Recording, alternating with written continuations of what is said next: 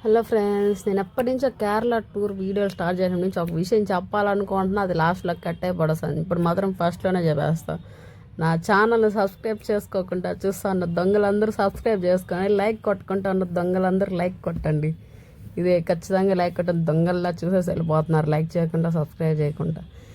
ఇది చూడండి, అక్కడ దీవిలాగా కనిపిస్తాను చూడండి, బీచ్ అదంతా. ఇవంతా రెస్టారెంట్లు. మాకు ఆడ డాబాలో పెట్టించాను ఆట అని చెప్తే ఇక్కడ రెస్టారెంట్లు ఉంటాయి, సూపర్గా ఉంటాయి, ఏపర్గా ఉంటాయి అని తీసుకొచ్చినాడు. ఇక్కడ చూస్తే మేము అనుకున్నదే జరిగింది. మేము అనుకుంటానే ఉన్నాం ఇంత ఇక్కడ ఉందంటే రేట్లు విపరీతంగా ఉంటాయని. ఎస్, మేము అనుకున్నట్లే రేట్లు విపరీతంగా ఉన్నాయి. ఒక్క పరోటా 150 రూపాయలు, చపాతీ 200 రూపాయలు, టీ 50 రూపాయలు, గ్రీన్ టీ 90 రూపాయలు, 80 రూపాయలు.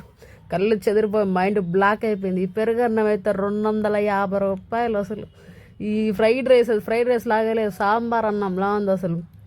800 ఆ ఫ్రైడ్ రైస్. సాంబార్ అన్నంలా ముద్దగా ఉంది అసలు. ముగ్గురు తినచ్చు అని క్వాంటిటీ అన్నారు. 5-6 మంది తినేసి గమ్మున వచ్చేసినాం. ఆ టీ ఒకటి 50 రూపాయలు తాగేసి ఇక్కడి నుంచి వెళ్ళిపోవాలరా అనేసి వచ్చేసినా. ఇంకా రెస్టారెంట్ పైకి ఎక్కితే లొకేషన్ మాత్రం సూపర్గా ఉన్నింది అసలు. ఆ బీచ్ అదంతా అసలు అలానే చూస్తూ ఉండిపోవాలి అన్నంత బాగుంది అసలు. అక్కడి నుంచి రాబుద్ది అవ్వలేదు ఎంతసేపు అయినా, కానీ ఇలా చేస్తే లేట్ చేస్తే కుదరదు అనేసి ఇంకా వెంటనే స్టార్ట్ అయిపోయాం అనమాట.